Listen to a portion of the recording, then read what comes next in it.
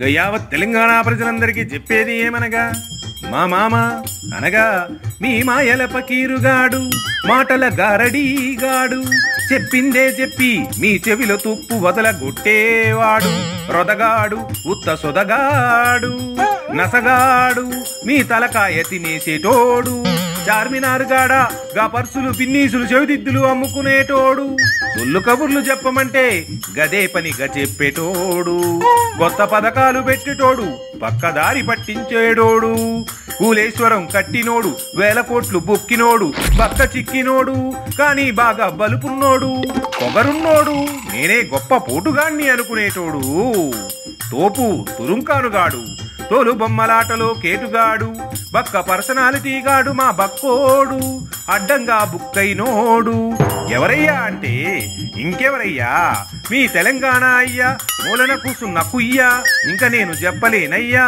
ఇంతటితో హరికథ సమాప్తం. ప్రజలందరికీ వందనం, గభివందనం.